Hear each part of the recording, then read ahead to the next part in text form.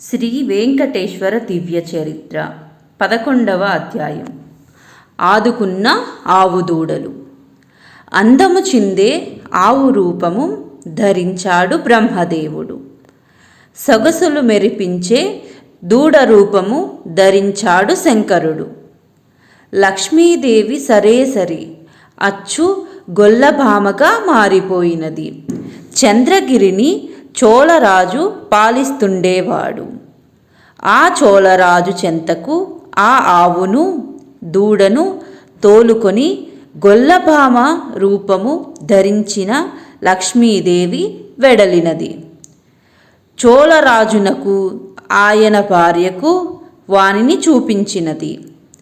సర్వశుభ లక్షణాలతో విలసిల్లి పుష్టిగా ఉత్సాహంగానున్న ఆవు దూడలను చూడడముతోనే వారికి అవి నచ్చినవి.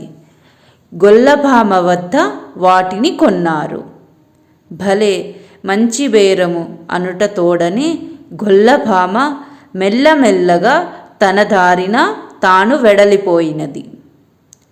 చోళరాజు భార్యకు ఒక క్రొత్త కోరిక చిగురించింది. భర్తతో అన్నది కదా, నాథా, మన ఆవుల మందలో ననేకములైన ఆవులున్నవి, కానీ ఈ ఆవు పాలే ప్రతిదినము పోయబడినట్లుగా మీరు చూడవలెను.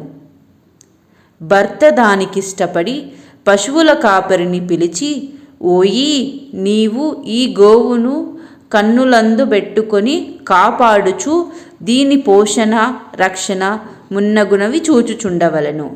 జాగ్రత్తగా దీనిని పెంచడమే కాదు, ప్రతిదినము దీని పాలను జాగ్రత్తగా పితుకుతూ మాకిచ్చుచుండవలెను అనెను. సరే అని బుర్రనూపెను గోపాలుడు. తన మందకు నాటి నుండి దానిని జోడించి మేతకు తోలుకొని పోవుట తీసుకొని వచ్చుట చేయుచుండెను.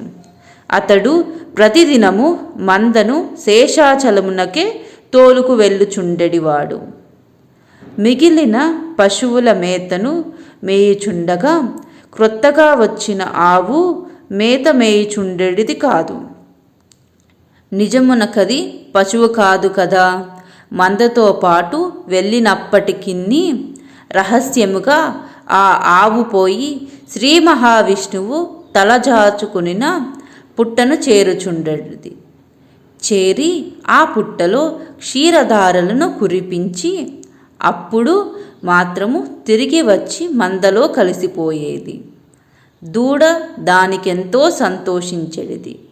దినదినము ఈ ఆవు దూడలు కలిసి వెడలెడివి. పుట్టలో పోయబడిన పాలను ఆవురావురమంటూ ఆకలితోనున్న శ్రీ మహావిష్ణువు త్రాగుచుండెను. ఈ విధముగా రోజూ జరుగుచుండెను. ఆ ఆవు పుట్టలో క్షీరధారలు తన పొదుగు నుండి అదుపు లేకుండా పోయుచునే ఉండును. కానీ అందువలన చోళరాజుగారి బిడ్డకు పాలు కరువగుచుండెను. ఇంటిలో పాలిచ్చిన గదా బిడ్డ పోషణ, పాలు లభించని సంగతిని గ్రహించి చోళరాజు భార్య కోపాలు పెంచుకొని గోపాలుణ్ణి పిలిచినది. కమలదలాక్ష గోవింద, కామిత ఫలద గోవింద, పాప వినాశక గోవింద, పాహి మురారే గోవింద, గోవింద హరి గోవింద, వెంకటరమణ గోవింద, గోవింద హరి గోవింద, వెంకటరమణ గోవింద.